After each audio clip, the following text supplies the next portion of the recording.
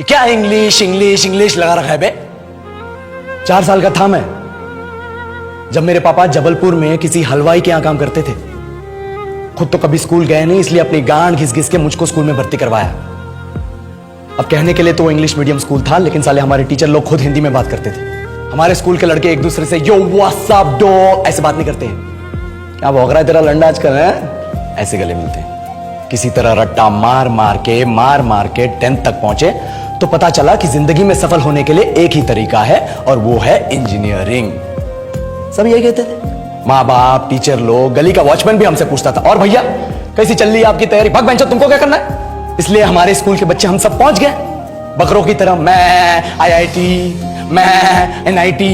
अरे जिस बच्चे ने अपने बाप को जलेबी तलते देखा है वो तो यही सोचेगा ना कि जिंदगी में पैसा ही सब कुछ है। I did not choose this engineering life, sir, and neither did this engineering life choose me.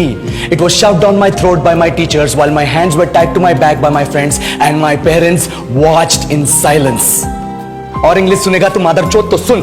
10th के बाद 2 साल लग गए इस कॉलेज में घुसने के लिए, कोचिंग में निकाल दिए। ना कुछ खेले ना कुछ सीखे, और 2 साल बाद जब यहां पहुंचे तो पता चला कि बड़े शहरों के कॉन्वेंट स्कूल के पढ़े बच्चे जब अंग्रेजी में बात करते हैं तो मरे हुए फूल भी खिल उठते हैं। आहा, हवा में ऑक्सीजन की मात्रा बढ़ जाती है इनकी अंग्रेजी सुन के। और पूरे कॉलेज की लड़कियां इन इंग्लिश स्पीकिंग लड़कों को अपना जीवन साथी .com मान चुकी है। तुझे क्या लगता है?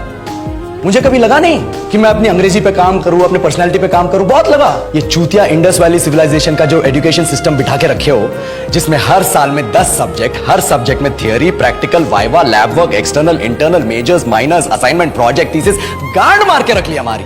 महीनों तक नहाना भूल जाते हैं हम लोग और फिर हमारा परसेप्शन बना देते हो कि हम ऐसे ही रहना चाहते हैं। अब इस साल में एक बार कल्चरल फेस्टिवल आता है, एक बार, उसके लिए भी प्रोफेसर से भीख मांगनी पड़ती है। अरे बिना इंग्लिश बोले, बिना लड़कियों से बात किए कौन गांडू रहना चाहता है वैसे?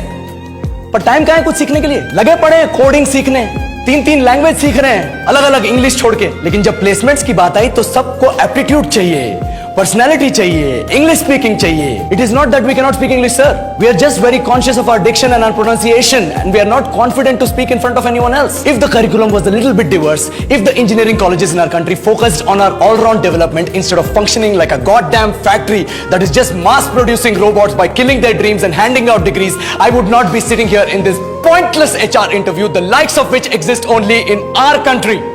ये लो सर, बोल दिया मैंने 4 और लाइन अंग्रेजी में। अब बताइए, क्या मैं आपके मल्टीनेशनल कंपनी के लायक हूं? Do I have the potential to be a slave of your esteemed organization?